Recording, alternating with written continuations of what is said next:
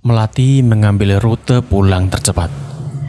Di rute tersebut terdapat mebun dengan pohon-pohon besar.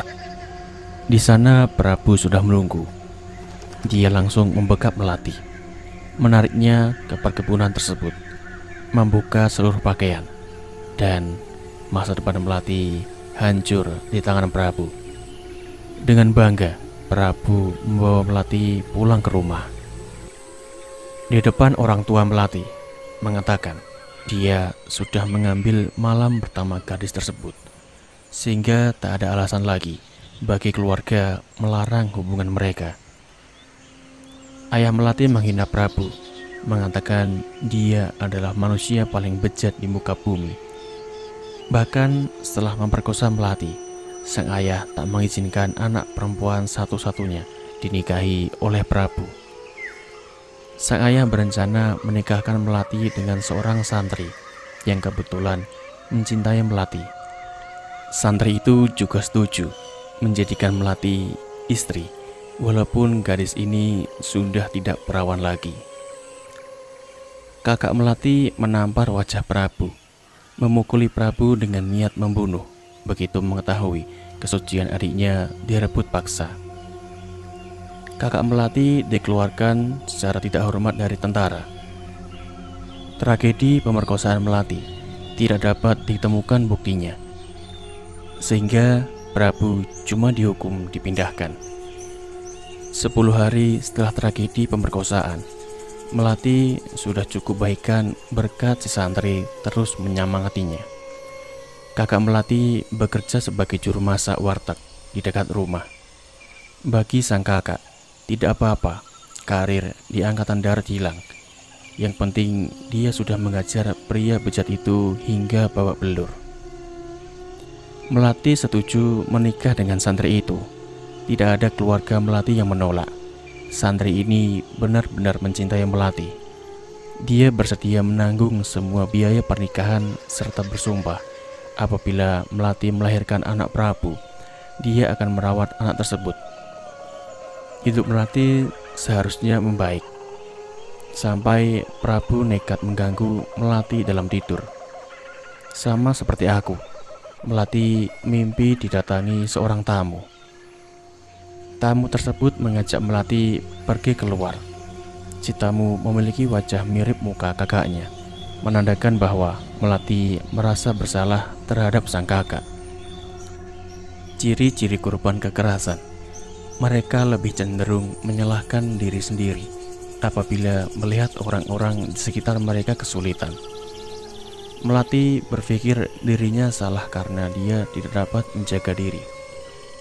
Melati berpikir seharusnya dia tidak membiarkan keluarganya tahu tragedi yang menimpanya. Melati berpikir ini semua kejadian karena kesalahan dirinya. Meskipun keluarga Melati mengatakan dirinya tidak bersalah, kecenderungan korban untuk self-blaming cukup besar, mempermudah Prabu memasuki mimpi Melati. Melati mengikuti ajakan tamu. Entah kenapa saat si tamu menggandengnya, membawanya keluar rumah, segala hal yang dia lihat menjadi gelap. Orang tua Melati mencari gadis itu kemana-mana. Dia menghilang begitu aja tanpa kabar di malam hari. Para tetangga berkata, mereka melihat Melati berjalan sendirian. Tangan kanan gadis itu terarah di depan seakan sedang dituntun orang. Satpam yang mencoba menstop Melati sakit keras. Selain satpam, ada juga nenek-nenek yang menegur Melati. Hasilnya sekarang, nenek tersebut ikut sakit keras. Santri calon suami Melati mendatangi kantor polisi. Kakak Melati menghubungi teman-temannya di angkatan darat untuk ikut membantu. Semua orang sibuk mencari gadis tersebut. Tanpa mereka ketahui, Melati dalam keadaan setengah sadar dibawa oleh Prabu ke rumah keluarganya di Jakarta. Di sana Melati dimantrai santet ngelamar, dimandikan kembang 7 rupa, dipakaikan kebaya, lalu diletakkan di ruang tempat aku pingsan. Pukul 12 malam, Melati yang masih setengah sadar diajak membacakan sumpah nikah adat kejawen aliran keluarga S. Adat kejawen ini menekankan bahwa pernikahan cukup dilakukan tanpa mempelai wanita ikut mengucapkan sumpah. Sehingga di mata aliran kejawen tersebut, Melati resmi menikahi Prabu. Mertua wanita Melati, yaitu Ibu Dadi Prabu, saat ketahuan hendak menolong Melati sebelum pukul 12 malam, dipukuli oleh mertua laki-laki. Menurut adat pernikahan keluarga S, apabila ada anggota keluarga yang hendak melarikan mempelai perempuan, dia akan dipukuli pakai cambuk dari pohon kelapa. Setelah itu, kodam ular raksasa peliharaan keluarga S boleh menyiksa orang tersebut selama 3 hari tanpa makan dan minum, tanpa membunuh. Apabila yang mengganggu adalah orang luar, ular raksasa boleh menyiksa mereka hingga mati. Mertua wanita Melati setelah menjalani siksaan itu menjadi tidak bisa berjalan selamanya. Sebelumnya pernah ada juga anggota keluarga yang mengalami cacat buta atau tuli seumur hidup. Konsekuensi dari berani mengganggu upacara pernikahan. Mertua wanita Melati berkali-kali mencoba untuk bunuh diri. Sayangnya mertua laki-laki selalu berhasil menghentikan. Efek dari santet ngelamar adalah ketika dia yang menerima santet mati, maka korbannya ikut mati. Intinya mereka cuma bisa bebas dari kehidupan panjang apabila si penyantet mati. Tengah malam, Melati bangun dari tidur panjangnya. Di ruang tersebut, Prabu menarik masuk ke kamar pengantin, lalu memaksa Melati melakukan hubungan intim lagi. Melati yang baru bangun tidur tentu saja lemas, tidak dapat melawan pemerkosaan kedua kalinya. Efek lain dari santet ngelamar, jika pemberi santet mengajak korban berhubungan intim, meskipun korban sedang haid atau hamil, mereka tak bisa melawan. Jika malam itu Melati tidak lemas, tubuhnya hanya akan terbujur pasrah di kasur pengantin, membiarkan Prabu berbuat suka-sukanya. Santet ngelamar semakin kuat jika penyantet dan korban sudah terikat hubungan pernikahan. Esoknya, keluarga Prabu mengirimkan banyak mas kawin ke rumah keluarga Melati. Ayah Melati marah besar. Dia tidak terima anaknya dinikahi menggunakan cara sesat. Keluarga Melati dan santri calon suami Melati datang ke Jakarta. Mereka menggedor pintu rumah S, memaksa agar Melati dikembalikan ke mereka. Si santri mendoakan macam-macam ayat suci agar para kodam tidak menyerang keluarga Melati di tengah perjalanan. Prabu setuju mengembalikan Melati. Syaratnya adalah si santri tidak boleh menyentuh dan berbicara kepada Melati. Prabu tahu Melati telah jatuh cinta pada si santri. Si santri setuju jika tidak memiliki Melati adalah jalan untuk menyelamatkan gadis tersebut, maka dia bersedia. Melati diperbolehkan pulang bersama keluarga ke kota Jawa Timur 4 hari setelah pertemuan dengan keluarga S.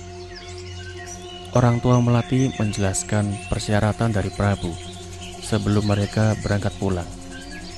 Santri yang tulus padanya dihina-hina oleh Prabu. Mereka kembali ke Jatim, naik kereta. Si santri duduk di kursi paling jauh. Terkadang saat mata Melati dan dia bertemu, Melati bisa melihat terdapat kesedihan di sana. Kakak Melati duduk bersama bapak. Melati duduk bersama ibu. Keluarga Melati selama perjalanan terus menenangkan gadis itu, mengatakan bahwa segalanya akan baik-baik saja. Melati bisa bekerja seperti biasa. Sang kakak tidak masalah harus bekerja sebagai juru masak warteg. Tetangganya tak akan mencacinya karena mereka paham kondisi Melati. Si santri akan mendukung finansial keluarga Melati. Dia sudah berencana menjadikan gadis itu istri, biarpun cita-cita tersebut tak tercapai. Dia merasa tetap punya kewajiban menafkahi Melati. Si santri akan bujang seumur hidup demi Melati. Satu hal yang mereka tak ketahui pada saat itu, termasuk Melati sendiri, keluarga S menyantet agar perjalanan Melati tidak selesai. Sekitar tahun 80-an, terjadi kecelakaan berupa kereta jatuh ke jurang. Korban nyawa sekitar ratusan orang, sisanya luka-luka. Melati selamat dari kecelakaan tersebut. Badannya utuh tanpa luka. Tim SAR yang menemukan si santri beserta keluarganya telah meninggal dunia. Sebelum peristiwa kereta terjadi, si santri menulis sesuatu di kertas dan menyelipkan melalui kakak Melati. "Aku akan selalu mencintai kamu." Bertahun-tahun, surat lecak ini dijadikan harta Melati yang paling berharga. Melati diantarkan ke Jatim oleh tim SAR. Baru sehari pulang, sebelum sempat berduka, rumah keluarga Melati terbakar tanpa sebab yang jelas. Kerabat-kerabat Melati mendapat teror santet jika tidak membawa Melati pergi ke Jakarta. Kerabat Melati awalnya tidak mau saudara mereka terjebak di dalam keluarga sesat milik Prabu. Sayangnya teror santet semakin ganas. Melati tidak mau ada keluarganya yang mati lagi demi dirinya. Secara terpaksa, paman-pamannya mengantarkan Melati ke Jakarta. "Saya harus hidup sebagai istri Pak Prabu, melahirkan 4 anak, dan melihat Prabu mengajarkan ilmu-ilmu sesat kepada anak saya." Kami bertiga mendengarkan cerita Melati dengan simpati. Dia sudah tidak dapat meneteskan air mata. Menurut A, itu karena Melati sudah menyerah pada kehidupan ini. Saya juga melihat adik-adik Prabu melakukan hal yang sama kepada ipar-ipar perempuan saya. Meskipun saya ingin menolong, saya takut kepada kodam ular mereka. Ada juga satu ipar perempuan yang menikah karena mencintai adik Prabu. Kebanyakan tidak. Tutur Melati. "Suatu hari, anak tertua saya, S, membawa kamu ke rumah kami. Sejak kecil suka sakit-sakitan. Semenjak bertemu denganmu, dia jadi lebih sehat. Tentu saja saya dan suami suka kepadamu. Tetapi ketika mendengar kakeknya S ingin agar cucunya mengambil kamu secara paksa, saya takut. Saya minta S memperjuangkan kamu menggunakan cara adil. Saat dia cerita kamu mau jadi pacarnya secara sukarela, saya senang. Saya tidak mau anak saya sebaik kamu terperangkap di lingkaran setan." Mendengar Melati, aku merasa sedikit bersalah. Aku mencintai S bukan karena cinta, tapi dia menggunakan saya untuk mendapatkan Alisa. Selakyu. Ya, saya juga baru tahu saat adik perempuan S memberitahu. Awalnya saya berharap dia nggak sampai berbuat keterlaluan untuk mendapatkan orang yang dia sukai. Ternyata saya salah. Melati menatapku dan Kyu sedih. "Kalau tidak salah, katanya mertua lelaki Anda mengirim santet mimpi ke teman kami." Begitu tanya A. "Iya, saya selalu melarang anak-anak menerapkan ilmu kejawen, selalu mengganggu pembelajaran ilmu sesat tersebut, sehingga ilmu santet mereka tidak sebaik pendahulu mereka." Lalu kakeknya S membantu cucunya, tambah Q. "Mulanya anak saya, S, tidak suka kakeknya ikut campur. Tapi entah kakeknya ngomong apa, akhirnya S setuju mendapatkan Nak Alicia melalui ilmu santet." Begitu jelas Melati. Tapi saya nggak pernah menunjukkan ketidaksukaan kepada S selaku adik ipar saya yang menikahi karena cinta. Dia suka dimata-matai juga oleh santet secara tidak sadar, kata Melati miris. Laki-laki di keluarga kami lebih memilih ilmu santet untuk menyelesaikan permasalahan. Saya beruntung anak perempuan saya, temannya A, berpikir berbeda. Temannya A adalah adik perempuan S. Dia lebih percaya pada aliran Sunni. Kadang dia dan keluarganya suka bertengkar. S sangat sayang pada adiknya ini. Melalui adik perempuan S lah si A tahu kalau Q disantet. Masih ada satu benang merah yang belum selesai. Si perempuan yang merombakkan wujud mentalitas keberanianku. Bagaimana alam bawah sadarku bisa bertindak cepat menghindari santet mimpi. Padahal aku aja gak mengetahui soal ini. Pertanyaan tersebut sampai sekarang belum terjawab. Harimau yang menghalangi saya bangun ketika Anda berusaha menyadarkan saya di ruang pengantin perempuan itu adalah milik S. Pertanyaan ini meluncur begitu saja. Saat saya dan S bertengkar, saya merasa ada benda berat jatuh menimpa kepala saya, tapi tak kasat mata. Harimau itu, saya tahu bisa menerkam kapan saja. Ketika saya ditahan untuk tidak sadar, berat harimau itu sama seperti benda yang membuat saya pingsan. Berarti sejak awal S punya potensi, punya ilmu hitam lebih kuat daripada kakeknya. Karena harimau itu bisa menyerang tanpa senjata. Maaf nak, maksudmu apa ya? Tanya Melati, syok kebingungan. Dia tidak tahu bahwa anak kandungnya dapat mengendalikan kodam kuat. Harimau yang menahan saya memiliki kekurangan merubah wujud sempurna, tapi punya kelebihan berupa kekuatan besar. Dia dapat menyerang tanpa pemandu. Q dan A tampak tidak mengerti, sedangkan Melati nampak semakin lemas. Sejak awal, sebelum kakek S menyerang saya, harimau milik S sudah ada di sana. Dia yang menghalangi kodam milik kakek S masuk ke mimpi saya. Dialah yang membuat cambuk kakeknya S tidak berguna.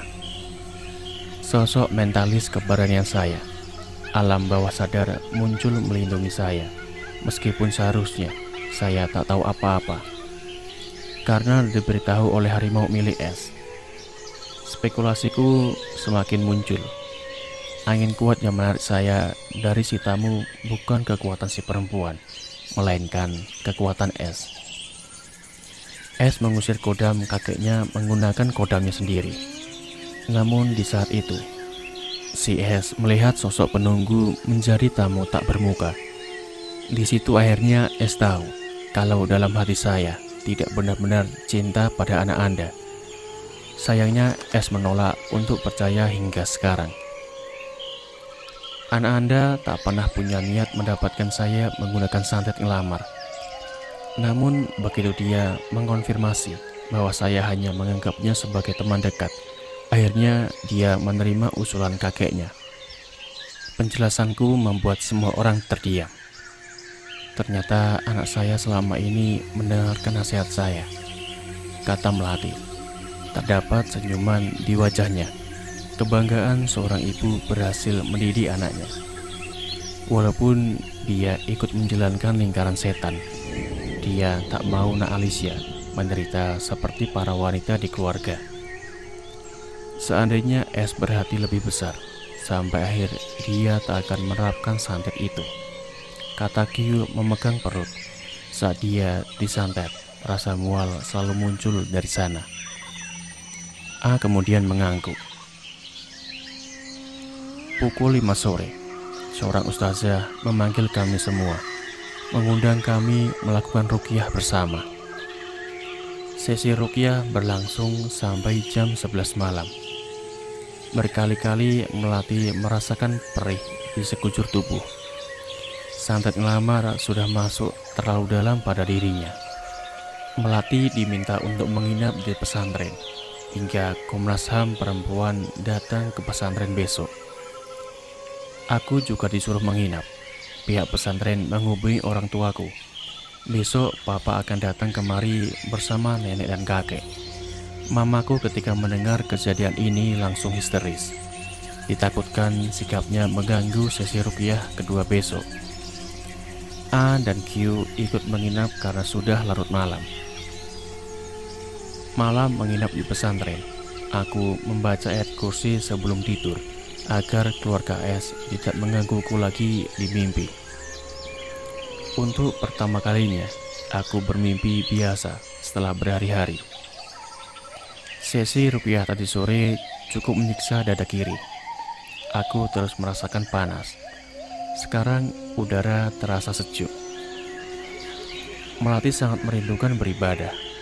Dia benar-benar senang dapat membaca ayat-ayat di Al-Quran tanpa takut dihukum oleh Prabu. Sisa santet masih ada di tubuhnya. Dia harus menjalani ruqyah sekitar 4 kali lagi. Sebelum tidur, Melati juga membaca ayat kursi. Besoknya, Papa berterima kasih kepada A dan Q dan penduduk pesantren. Kakek dan nenek mengajak aku dan Melati ngobrol.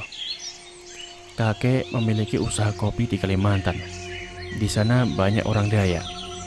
Jika Melati mau, dia boleh tinggal untuk bekerja di sana. Orang-orang Dayak sangat ramah.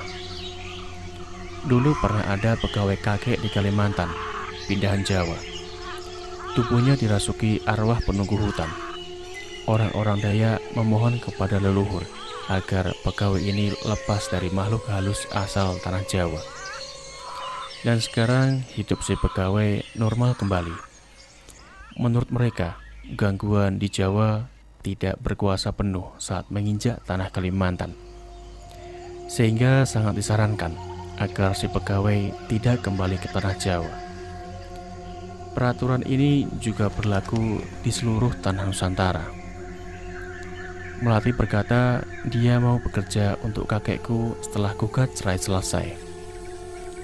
Komnas HAM perempuan menemukan bukti-bukti bahwa Melati di KDRT secara seksual.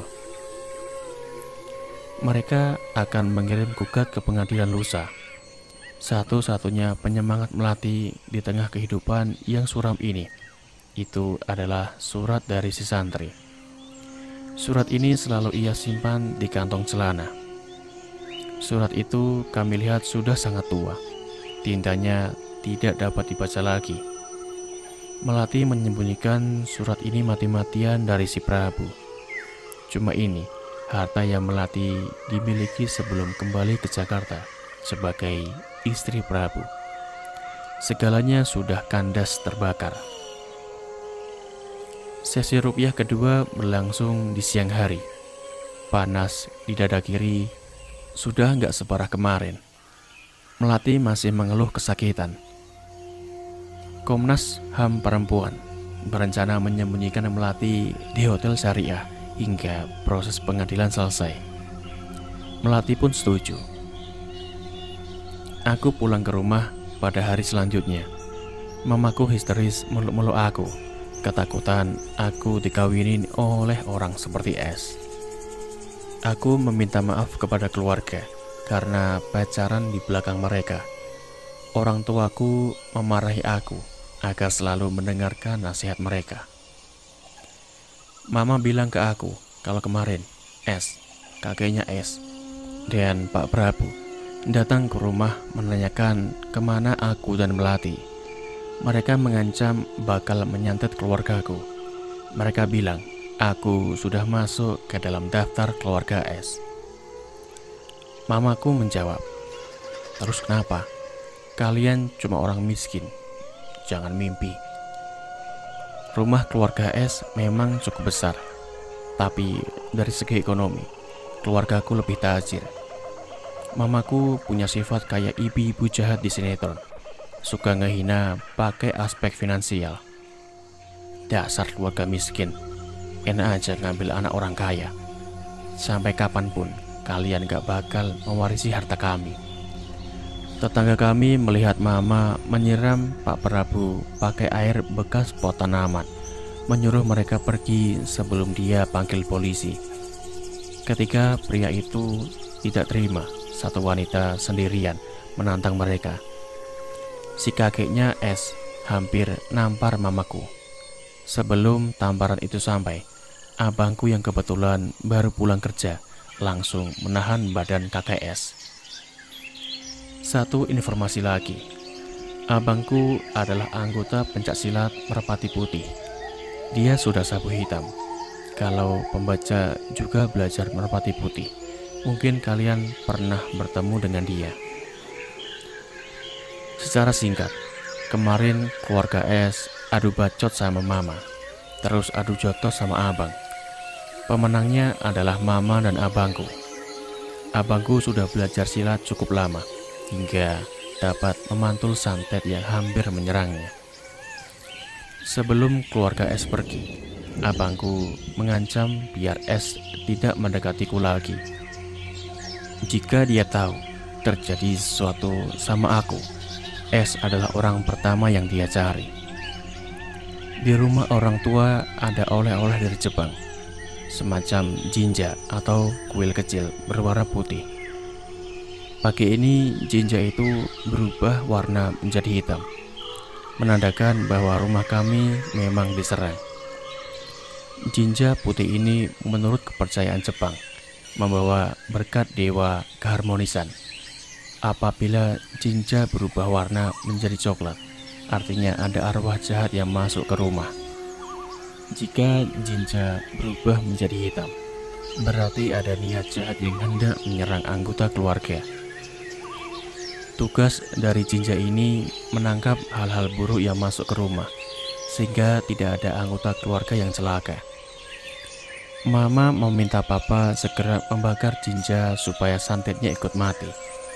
Setelah itu, Mama menaruh jinja putih kedua di ruang keluarga. Nenek membuat surat pernyataan palsu ke kampus kalau aku sedang sakit, jadi nggak bisa masuk selama 3 hari. Selama 3 hari itu, nenek mengadakan pengajian di rumah orang tuaku. Selama 3 hari juga, jinja terus berubah warna menjadi hitam, menghabiskan koleksi kesayangan Mama. Di pengajian, aku terus dirupiah agar keluarga S tidak dapat mendekatiku. Malam-malam aku mimpi melihat si perempuan berdiri membelakangiku, seakan melindungi dari apa yang akan datang. Dari hari setelah pengajian, jinja berhenti berubah warna. Si perempuan tidak muncul di mimpi. Pak Ahmad sebagai dosen yang tahu masalahku ikut pengajian di rumah. Beliau juga melakukan konseling buat memeriksa alam bawah sadar satu keluargaku untuk memastikan mereka tidak diganggu. Sungguh dosen sejati, mau kerja tanpa dibayar. Pak Ahmad mengatakan kami sudah aman.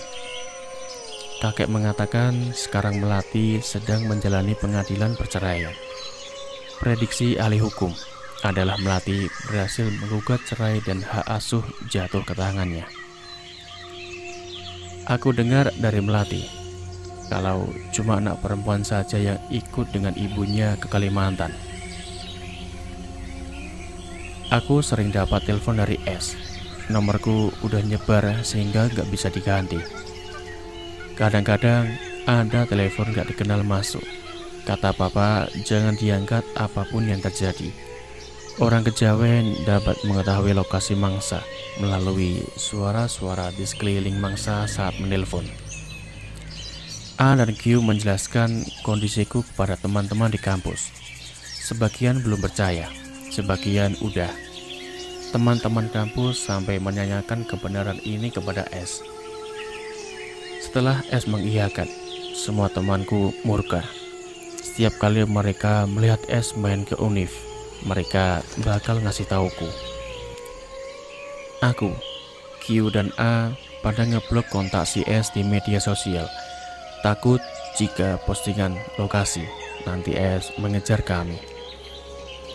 Pernah si S mengirim aku barang-barang seperti HP baru, sepatu, baju, dan lain-lain. Semuanya didoakan lalu dikembalikan oleh papa kepada keluarga S.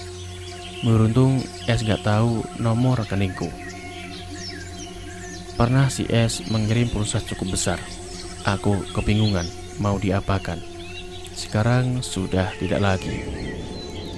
Aku harap dia menyerah mengejarku, berhenti mengikuti ilmu sesat keluarganya. Sekarang Melati sudah tinggal di Kalimantan bersama adik perempuan S.